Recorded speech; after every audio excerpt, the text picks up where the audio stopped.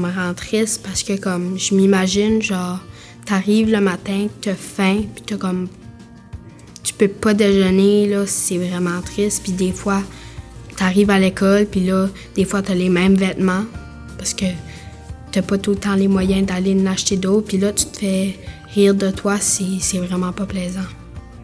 La pauvreté chez les enfants, c'est comme vu qu'il n'y a pas beaucoup d'argent, comme pas beaucoup de moyens pour avoir une maison, tout ça.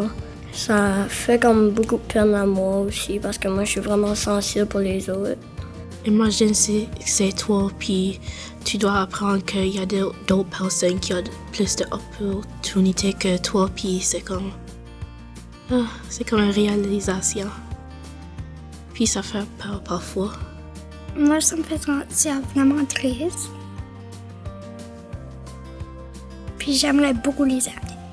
Au Nouveau-Brunswick, près d'un enfant sur 5 vit dans la pauvreté. Et dans certaines régions, ce chiffre grimpe à 1 sur 4. Tous les jours, le personnel scolaire est témoin des effets bien réels de la pauvreté infantile. Un déjeuner manqué, des bottes trop petites, ou même un sac à dos d'école vide. Ceci ne devrait jamais faire partie de la vie scolaire.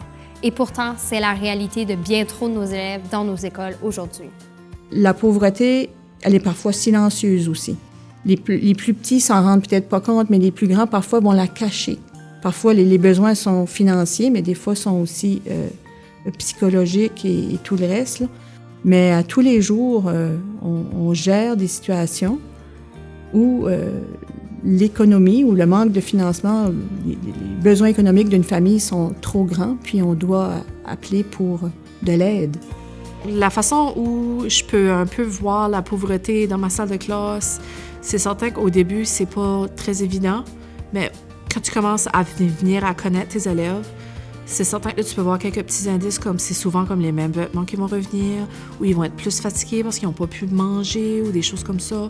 C'est pourquoi l'Association des enseignantes et des enseignants francophones du Nouveau-Brunswick a créé le fonds AFNB pour l'enfance, une initiative philanthropique unique en son genre conçue pour répondre rapidement et localement aux besoins urgents des élèves les plus vulnérables, et ce, en toute discrétion. Concrètement, il s'agit d'un fonds de dotation. On peut imaginer ça comme un arbre que l'on plante pour les générations futures. Les dons qui y sont versés ne seront jamais dépensés. Ils sont investis à long terme en toute sécurité. Chaque année, ce sont les intérêts générés qui sont utilisés pour agir sur le terrain. C'est un modèle puissant, durable et transparent, un investissement dans l'avenir de nos enfants. Grâce à ce fonds, chaque direction d'école francophone du Nouveau-Brunswick recevra une enveloppe annuelle discrétionnaire. Une aide concrète, souple, sans bureaucratie inutile. Chaque école peut ainsi intervenir selon ses propres besoins et selon sa propre réalité, comme par exemple une trousse d'hygiène personnelle, une paire de bottes, une sortie scolaire, les frais d'inscription à une activité ou simplement un geste de dignité. Je pense que vraiment le fait qu'on puisse aider les élèves va faire une grosse différence au niveau de l'élève comme tel. Moi, je sais que souvent, quand j'ai d'un élève, on voit qu'il apprécie, on voit que des fois, ça aide l'estime de soi de l'élève. Souvent, je vois des élèves que j'ai aidés 10-15 ans passés, puis ils se rappellent. Donc ça évidemment, ça a un impact. Donc, ça va faire une grosse différence. Souvent, l'information nous arrive, des fois d'amis, de familles, membres de la communauté, c'est rarement de l'enfant même. Puis à un moment donné, quand tu as cette information-là, comme éducateur, éducatrice, tu ne peux pas ne rien faire.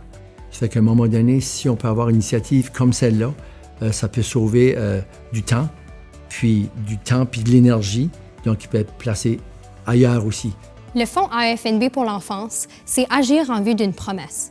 Celle de pouvoir un jour ne pas devoir laisser un enfant de côté parce qu'il manque de ressources. Le fonds AFNB pour l'enfance, c'est un levier d'action entre les mains de ceux et celles qui connaissent le mieux les besoins de leurs écoles et ceux de leurs élèves.